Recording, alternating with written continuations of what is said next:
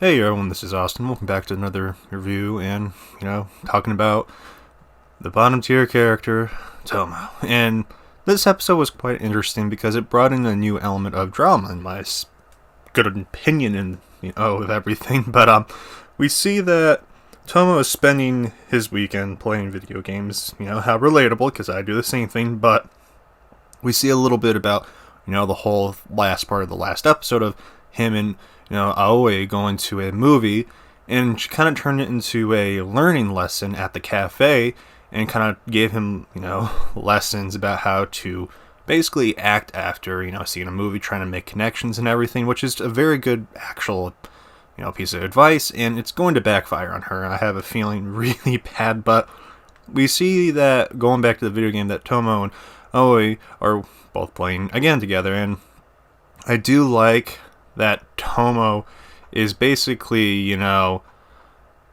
he's using his basic psychology on realizing that he has to keep trying harder and harder to get rid of a behavior that he doesn't like, which he has to replace with a new, thing. And it's a very nice thing to see that everyone's progressing as characters. I mean, we even have Yuzu over here kind of just, progressing on her own terms, and we see that good old, Shuji's birthday's coming around, and we see Tomo bring that up to Yuzu, and she kind of flipped out on him because you can't be blunt with her. But going on, we see something kind of interesting that we see good old Hiro over here come up to Tomo and to chat about him with, what he did the last time, defending Shuji, and he actually praises him for it, what he did, and feels the same. And the thing is, he's on his side, but I'm questioning what his motives are and why he's doing this all, because I guess I like to be careful with people, because you never know truly what a person's up to if they're coming to you like that. But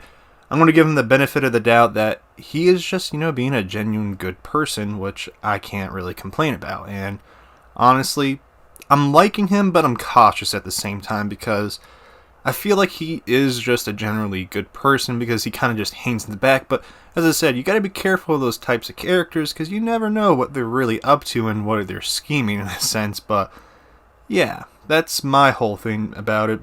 And what's your opinion?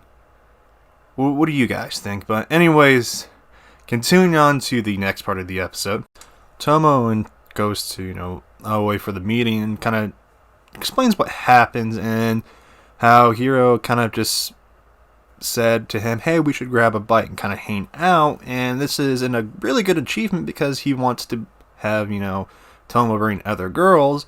And we know Aoi is going to be coming, obviously. And we see this is a good, for a small goal to be completed. And we see that Tomo is going to invite Yuzu. And this is a way how he's going to do it, which in my opinion is a very kind thing to do, because I would do something like this, because if someone has to go out and buy a present, they're going to feel alone. So he actually spends it to Yuzu, kind of a way to buy a present for Shuji's birthday, which, I mean, it helps his progression with everyone else around him, which I like it, honestly. But continuing on, we see Tomo ask good old Yuzu, and she said she couldn't drag everyone along with her for her shopping trip. And I'm gonna be honest, I really like Yuzu, because she's very kind and polite regarding with other people's feelings, and the empathy is amazing.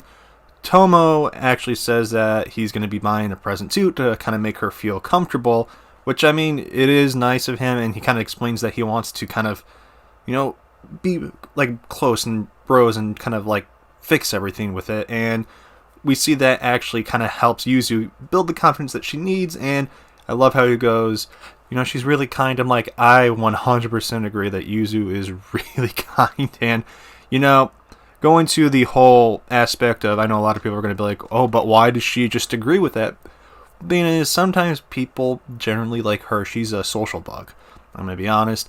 She doesn't want to always go by herself, and if someone kind of tries to give her a good enough reason to do something of suggestion, which is a key thing in this thing, whole episode basically, but yeah, it works out, and she's coming along, which I honestly quite good on Tomo unintentionally doing that. But continuing on, when Tomo was leaving school, he runs into Hiro, and we see that Hiro kind of starts to accuse him of he's up to something, and Basically, he is just saying that, he's ungeekifying himself, and this is a good thing of showing that Tomo's efforts in this world are being, paid attention to, which is a very good thing in a story.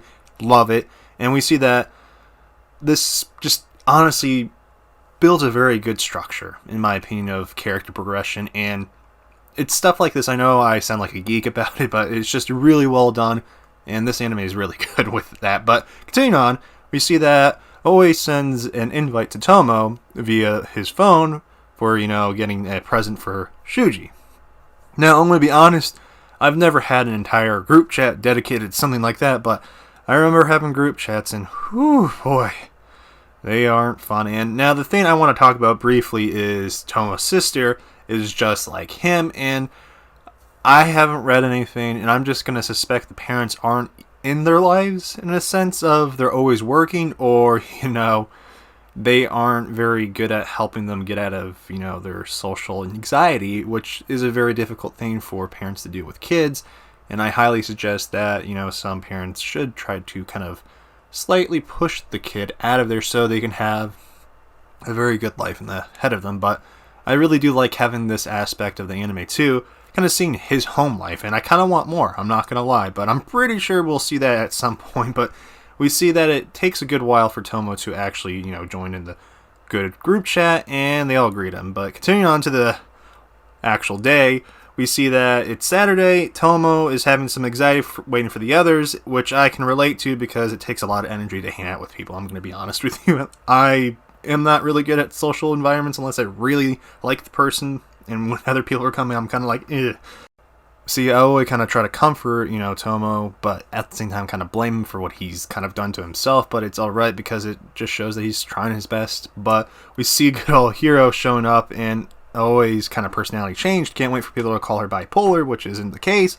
Then Yuzu shows up, and we kind of see Tomo in the back, kind of seeing how people act sarcastically with people they actually are close with. Now, we go into the next part, which is the whole, buying the gift and everything. And I just have to say nice mugs, though. That's the first thing I want to say. But we see that Yuzu's having trouble picking out a gift for, Shuji, and, he has acne problems, so she's like, I could get him, zit cream, but that wouldn't be the way to go about it, and I'm not gonna lie, I had to laugh. And we see that Yuzu actually points out something about, Aoi and Hiro with the rumor that they're dating, and we got a good reaction out of, Tomo, and Tomo is, now has this goal of trying to give good suggestions to kind of lead the group. And this is a good skill to have, especially when you don't feel comfortable about something in a friend group. But continuing on with everything, we see kind of a downtime of them all trying to figure out where to go next for, Shuji's gift. And Tomo did bring up a good suggestion about the styling wax, which, they all go there. But we see the suggestion, instead of coming from Tomo where to go, came from Hiro. And I know this is kind of a regression of some sorts, and some people may get upset. I know people do with Kazuya and Rent-A-Girlfriend, but it's good to show this kind of thing that the main character isn't, per se, perfect at all, and he has room to grow, and that's something a lot of people get upset about. And the thing is, people have to remember, it's realistic to be that slow of, changing, because no one changes overnight or within a month. It takes dedication, and instead of, ranking on good old Tomo about what he's doing wrong, why don't we kind of point out what he's been doing right? Because the thing is, you can't have a good life always looking at the negatives. You gotta look at the positives, and, Tomo's doing well so far. But anyways, getting back to a fictional story, we see Hiro grab some kind of hair wax and styles Tomo's hair, and we see this whole reaction of Tomo looking at himself and seeing that, he isn't a bad-looking person. He needs to be less tough on himself. And, it's very nice to see that, and I'm not going to lie, this man, he looked pretty, good.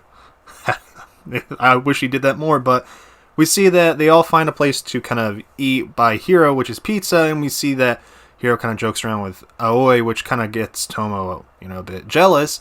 And we see Tomo ask Yuzu about the rumor, and we get to this part right here, which is Tomo didn't complete his task, unfortunately, but he only did one part of the two. Tomo really did want to ask, Aoi about the rumor, but he got shut down pretty quickly. Tomo basically thinks the highlight of everything was him kind of just how his appearances improved, and he did go back to the bad habit of self-deprecating himself, and it got under her skin. And this is the thing that I say, that she kind of has these really deep feelings for him, but I don't think she realizes it yet. It's gonna kind of come at the wrong time if it's gonna be written like a drama. She's gonna realize, well, I think I do love him, but it's gonna be too late. One of those things, or it's gonna end on a dramatic, happy note. I don't know, but yeah, I do like how we kind of get this whole lesson and suggestion, which is a very good thing. People really fail to see that it doesn't matter about the quality of the thing they're suggesting. It's about if it appeals to them. Sorry about the paper, but yeah, now we see that at the end of the episode we have the whole running for president, and we see Aoi is running, and that Nanami is also running, and I feel we're going to get a lot more about Aoi in the next episode. And I'm going to be honest here, I know a lot of people probably think I love Aoi. Now, Nanami is actually my favorite so far. Just want to say that before people think I am just hating on, good old Fuka. I just think Aoi is a better person for, Tomo, because he needs that kind of kick. But going to Aoi, I'm not going to lie, she was very brutal this episode. And to the point that I understand, but, she didn't have to go as far, but it's part of her personality. And I'm not going to excuse it, because she does look bad. I won't lie, and I feel bad for Tomo because he wants to know if they're dating, and it's obvious that he likes her, but at the same time, it's none of his business because it's Aoi's life and her, choices kind of thing. So it's one of those really awkward situations that you can't get too crazy on either side, because it's unfortunate. That's what it is. But anyways, guys, what did you think of this episode? What did you think of Aoi and, all the characters of this episode? Let me know in the comments down below. But anyways, guys, I'll catch you in the next video. This has been Austin, and I'm signing out. Peace.